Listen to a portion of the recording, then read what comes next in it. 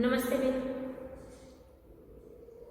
આગળ આપણે 6 પ્રકરણની ચર્ચા જોઈ ધોરણ 11 વાણિજ્ય વ્યવસ્થામાં.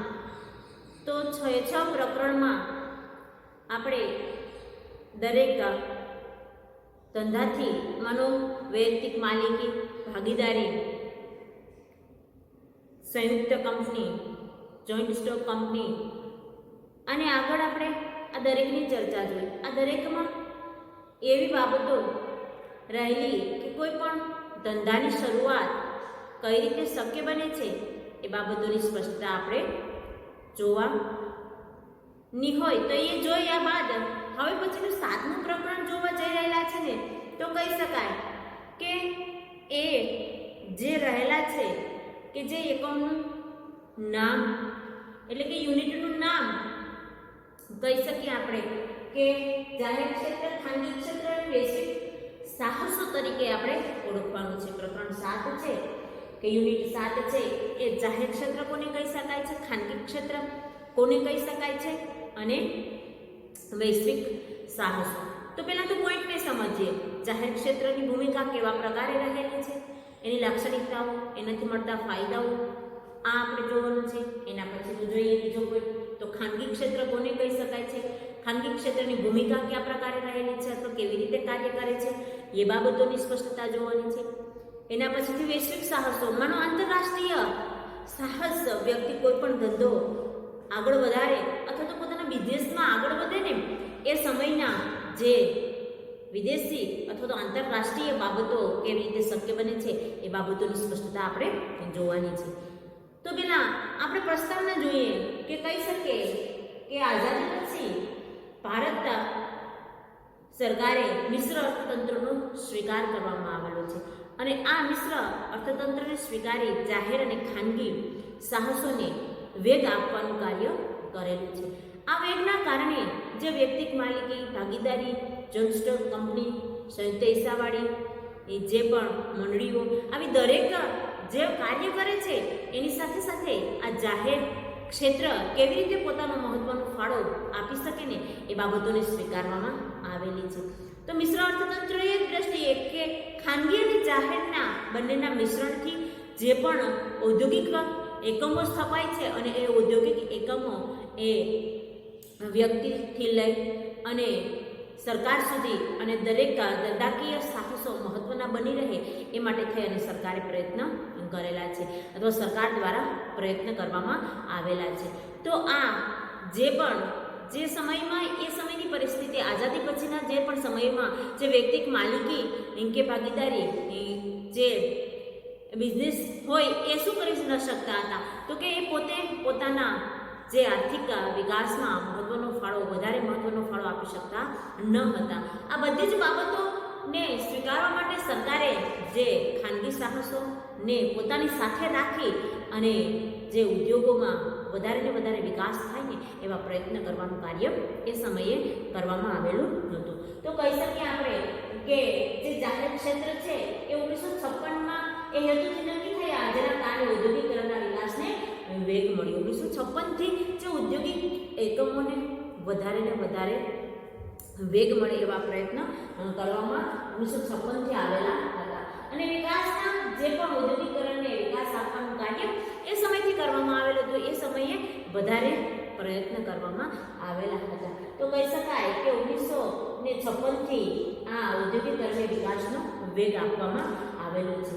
એ સાથે સાથે એ વેગને આગળ વધારવામાં થઈ અને જાહેર ક્ષેત્ર અથવા તો ખાનગી ક્ષેત્ર અને જે વૈશ્વિક સાહસોનો મહત્વની ભૂમિકા રહેલી છે અને સરકાર એને મદદ કરતા પણ બનતી હોય છે. તો સરકાર દ્વારા એ જે પણ વિકાસના કાર્યોને વેગ આપવાનું શરૂઆત થઈ. 1991ની ઔદ્યોગિક નીતિઓની જે ઔદ્યોગિક નીતિ કરતાં પણ એમાં વધારે પડતા પરિવર્તન આવ્યા. 1991થી શું થયેલું છે તો કે વધારે ને વધારે ઉદ્યોગો સ્થપાય, ઉદ્યોગોમાં વધારે વિકાસ થાય, લોકોને રોજગારી મળી રહે એવા પ્રયત્નથી એ સમયમાં ઔદ્યોગિક ક્રાંતિમાં વધારો થયેલો જોવા મળે છે, વધારે પ્રયત્ન જોવા મળે છે અથવા તો વધારે ને વધારે વિકાસની દ્રષ્ટિએ આ જે પણ ક્ષેત્ર જાહેર ક્ષેત્રને મહત્વની ભૂમિકા તરીકે સ્વીકારવામાં આવેલી છે.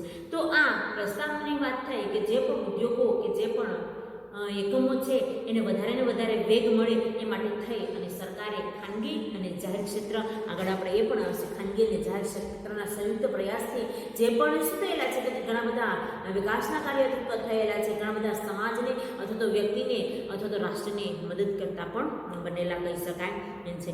તો આ આપણે જે પણ બાબતો છે જે જાહેર ક્ષેત્ર છે એ જાહેર ક્ષેત્રે શું કરેલું છે તો કે ઉદ્યોગો ઉદ્યોગ સાહસમાં મહત્વની ભૂમિકા આપેલી છે, મહત્વનો ફાળો આપેલો છે. આ દ્રષ્ટિએ આપણે અહીંયા એ જાહેર ક્ષેત્રનો અર્થ જોવાનો છે કે જાહેર ક્ષેત્ર કોને કહી શકાય છે, જાહેર ક્ષેત્ર કોને કહેવામાં આવે છે. તો આપણે સામાન્ય અર્થમાં તો કહી શકીએ કે જે શું થયેલું છે તો કે સરકારને હસ્તક એની માલિકી રહેલી હોય છે અને એના નીતિ નિયમો અથવા તો સરકારને હસ્તક ગણાતા હોય છે. એના કર્મચારીઓ પણ શું થયેલા હોય છે તો કે સરકાર હસ્તક એની વેતન આપવાની દરેક બાબતો ચાલતી હોય છે. તો આને આપણે ક્યાં નામે તો કે એને સામાન્ય અર્થમાં આપણે જાહેર ક્ષેત્ર તરીકે ઓળખી શકીએ છીએ અથવા તો જાહેર ક્ષેત્ર કહી શકાય છે. તો અહીંયા આપણે જાહેર ક્ષેત્ર જે એકમોની માલિકી સંચાલન સરકાર હસ્તક હોય છે તેને જાહેર ક્ષેત્રના સાહસ તરીકે ઓળખી શકાય છે. તો વિશેષ આપણે અહીંયા જે એકમ છે એ શું થયેલું છે તો કે એની જે પણ માલિકી છે એ સરકારની હસ્તક હોય છે અને સરકારની હસ્તકની સાથે સાથે એનો અંકુશ અને એ આપણે ક્યાં નામે તો કે જાહેર ક્ષેત્ર તરીકે ઓળખી શકાય છે. એ સંપૂર્ણ બાબતો એ સરકાર હસ્તક હોય છે અથવા એનો અંકુશ પણ સરકાર હસ્તક જ રાખવામાં આવેલો હોય છે એટલે આપણે એને ક્યાં નામે ઓળખી શકીએ છીએ તો કે જાહેર ક્ષેત્ર કહી શકાય છે. જાહેર ક્ષેત્રની ભૂમિકા કેવા પ્રકારે છે તો તેની લાક્ષણિકતાઓ પણ શું કરવાની રહે છે તો કે આપણે આગળ જોઈ શકીએ કે લાક્ષણિકતાઓમાં કહી શકાય કે મૂળભૂત ઉદ્યોગની સ્થાપના થાય છે. તો જે પણ એકમમાં કાર્ય કરતા એ જે શું થયેલી છે તો કે નાના પાયાથી એ થયેલા જે પણ એકમો એકોની હોય છે સરકાર હસ્તક હોય છે, સરકાર એની સ્થાપના કરે છે અને એ ઉદ્યોગોને વેગ આપવાનું કાર્ય એ સરકારને હસ્તક રહેલું છે અને વધારે પડતો એને વેગ મળી રહે છે. એટલે કહી શકાય આપણે કે મૂળભૂત ઉદ્યોગોની સ્થાપના એમાં કરવામાં આવે છે.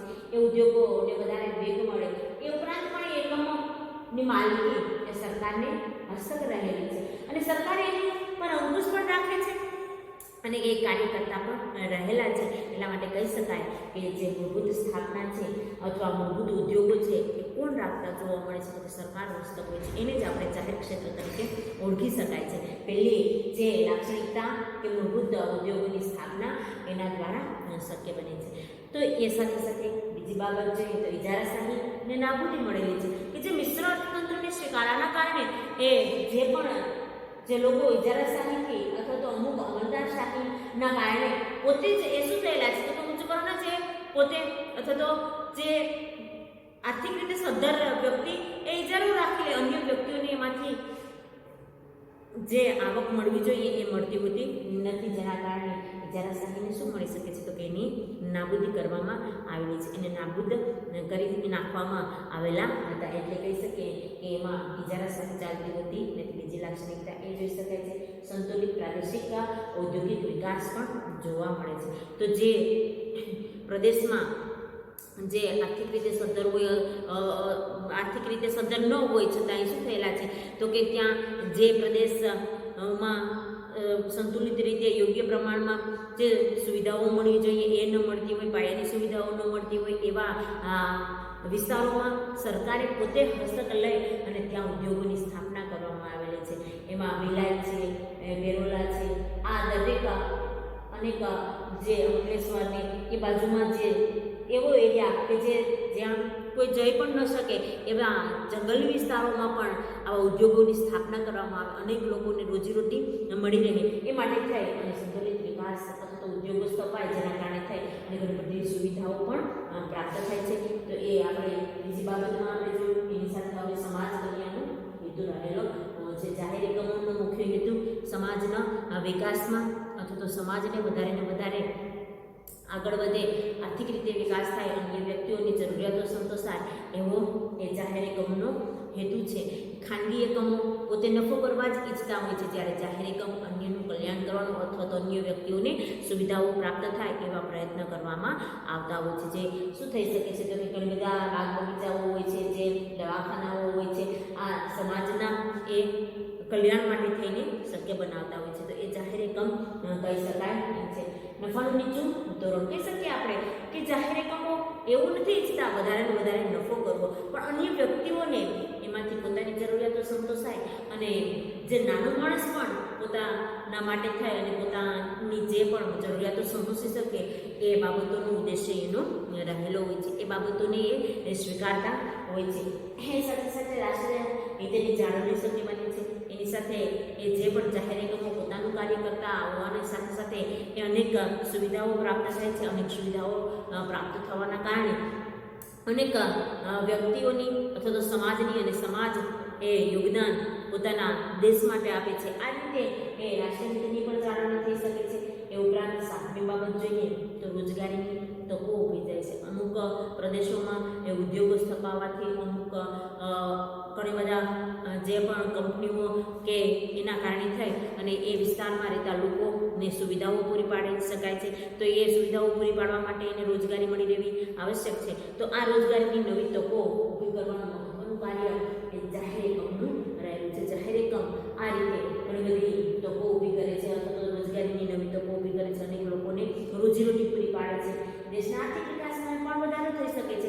ઘણા બધા લોકો એ કાર્ય કરતા હોય છે, ઘણું બધું મોટું ઉત્પાદન થાય છે અને ઉત્પાદન થવાના કારણે એ શું થઈ શકે છે, તો ઉત્પાદિત થયેલો માલ અહીંયા તો જે શું થયેલો છે તો કે જેટલો ઉપયોગ કરવા યોગ્ય હોય એટલો ઉપયોગ થાય, બાકીના જે પણ માલની નિકાસ કરી શકાય છે, અન્ય જગ્યાએ મોકલી શકાય છે. એ માટે કહી શકીએ કે આર્થિક વિકાસમાં પણ મદદ કરતા બને છે. સામાજિક અને આર્થિક ન્યાય માટે થઈને પણ એ મહત્વનું બની રહે છે, મહત્વનો ફાળો આપે છે. તો જે અન્ય વ્યક્તિઓ રહેલા છે કે જે શું થયેલા છે તો કે આર્થિક ન્યાય મળી શકે છે. સમાજના જે વ્યક્તિઓને આર્થિક રીતે સદ્ધર બને છે અને જે પોતાની જરૂરિયાતો સંતોષવામાં એને સરળતા પડે એ રીતે પણ શું થઈ શકે છે તો કે જાહેર એકમ ઉપયોગી બને છે. જાહેર એકમ મહત્વનો ફાળો આપે છે. હવે જોઈએ તો આદેશ વેતન અને સગવડો પણ મળે છે. અન્ય વ્યક્તિઓને એ પોતાના એરિયામાં કોઈ પણ કંપની ખોલેલું હોવાથી એ વ્યક્તિઓને પણ લાભ મળે છે. અન્ય સગવડો મળે છે, સુખ સુવિધાઓ જાહેર એકમો દ્વારા આપવામાં આવે છે. એ સાથે સાથે રહેવાની અથવા તો અન્ય જગ્યાએ જવાની સગવડો એ કંપનીઓ દ્વારા એકમો દ્વારા આપવામાં આવતી હોવાથી અન્ય વ્યક્તિઓની જે જરૂરિયાતો પણ શું થાય છે તો કે પૂર્ણ થાય છે. તો અહીંયા આપણે આ જાહેર ક્ષેત્ર કોને કહી શકાય, જાહેર ક્ષેત્રની ભૂમિકા કયા પ્રકારે રહેલી છે એ બાબતોની સ્પષ્ટતા જોઈ કે જે લાક્ષણિકતાઓના આધારે આપણે કહી શકીએ છીએ કે જાહેર એકમ છે એ પોતે નફો કરતું નથી, અન્ય વ્યક્તિઓને સરળતાથી એ પોતાની જરૂરિયાતો પૂર્ણ કરવા માટે થાય અને પોતે જ એ અન્યને લાભ આપે છે, અન્યને મદદ કરતા બધું જોવા મળે છે. તો જાહેર એકમ એ કઈ રીતે ઓળખવું, જાહેર એકમની બાબતોની સ્પષ્ટતા આપણે અહીંયા પૂર્ણ થાય છે. તો લાક્ષણિકતાઓ દ્વારા આપણે જોઈ કે એકમની માલિકી અને જે અંકુશ એ સરકાર હસ્તક હોય છે અને એ દરેક બાબતો એ ક્યાં નામે તો કે જાહેર શાસ્ત્ર તરીકે પણ ઓળખી શકીએ છે. તો અહીંયા એટલી સ્પષ્ટતા પૂરી થઈ. એના પછીનો આગળનો પોઈન્ટ આપણે જોઈએ તો જે શું થયેલા છે તો કે જાહેર ક્ષેત્રના સ્વરૂપો કઈ રીતે ઓળખવાના રહે છે. તો અહીંયા આપણે આ જાહેર ક્ષેત્રના સ્વરૂપોને ઓળખીએ. તો જાહેર ક્ષેત્રના સ્વરૂપો બેનો ટૂંકા પ્રશ્નો પૂછી નાખે તો ખાતાકીય સંચાલન, જાહેર નિગમ અને સરકારી કંપની એવી ત્રણ દ્રષ્ટિએ શું કરી શકાય છે તો કે ઓળખાવી શકાય છે. જે ખાતાકીય સંચાલન કહી શકાય છે, જાહેર નિગમ કહી શકાય છે અને સરકારી કંપની તરીકે પણ શું કરી શકવાનું છે તો કે ઓળખવાનું છે.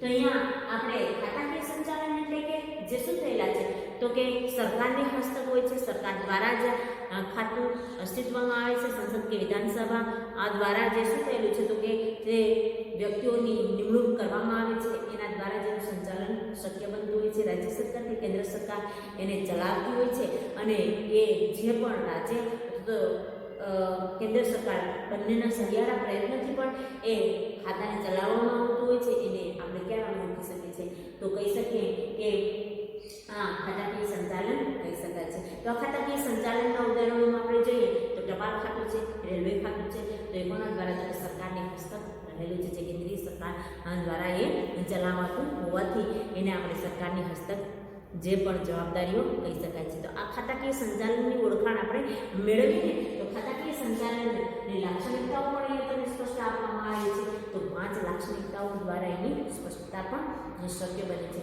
તો ખાતાકીય સંચાલનમાં પહેલી લાક્ષણિકતા છે નાણાંની ફાળવણી એ સરકારને હસ્તક હોય છે અને સરકાર એના દ્વારા જ નિમણૂક કરેલા કર્મચારીઓને એના વેતન પ્રમાણે એની નાણાંની ચૂકવણી થતી જોવા મળે છે. એમાં કાર્ય કરતા જે પણ કર્મચારીઓ છે એ શું થયેલા છે તો કે સરકારના નિમણૂક કરેલા કર્મચારીઓ તરીકે એને ઓળખવામાં આવે છે અને એ પ્રમાણે એને નાણાં ચૂકવવામાં આવે છે, નાણાંની ચૂકવણી શક્ય બને છે.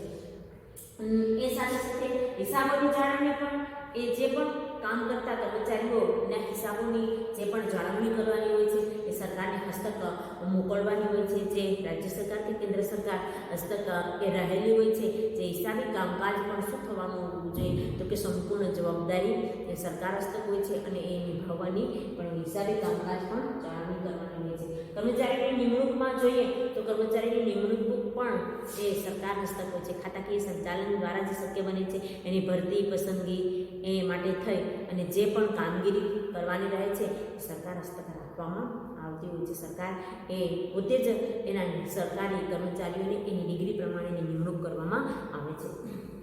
અને સાથે જોઈએ તો સરકારી સંચાલનનો અંકુશ કયા પ્રકારે રહેલો છે તો જે પણ સરકારના કર્મચારીઓ સરકારી રીતે કાર્ય કરતા હોવાથી એ જે પણ સરકારના કર્મચારી ગણે છે એના નિયમો એને પાળવાના રહે છે. એ નિયમોની સાથે પાલન કરવાની સાથે સાથે સરકાર એની ઉપર અંકુશ પણ રાખે છે. કેવી રીતે કામ કરવું, કેવી રીતે નાણાંની ફાળવણી કરવી, એ દરેક બાબતો નિયમો સરકારની હસ્તક હોય છે અને સરકાર દ્વારા જ અસ્તિત્વમાં આવતા હોય છે. આ દ્રષ્ટિએ જોઈએ તો એનું ઉત્તરદાયિત્વ કઈ રીતે ઉદ્ભવે છે એમાં કાર્ય કરતા જે પણ કર્મચારીઓનું ઉત્તરદાયિત્વ કોના તરફનું તો કે સંસદ સભા કે વિધાનસભા તરફનું રહેલું જોવા મળે છે. એ પ્રમાણે જ કાર્ય કરવાનું રહે છે અને એ લોકોએ સોંપેલી કામગીરીની સોંપણી એને ફરજ પૂરી કરી અને જવાબદારીઓ પૂર્ણ કરવાની રહે છે. એટલે એ ઉત્તરદાયિત્વ એના તરફનું ઉદ્ભવે છે. તો કહી શકીએ આપણે કે અહીંયા આગળ ખાતાકીય સંચાલનમાં 5 બાબતો દ્વારા એની લાક્ષણિકતાઓ શું થયેલી છે તો સ્પષ્ટ કરવામાં આવી છે. સ્પષ્ટતા થયેલી છે. લાક્ષણિકતાઓ નાણાંની ફાળવણી, હિસાબોની જાળવણી કરવાની રહે છે. કર્મચારીની નિમણૂક સરકાર હસ્તક રહેલી હોય છે.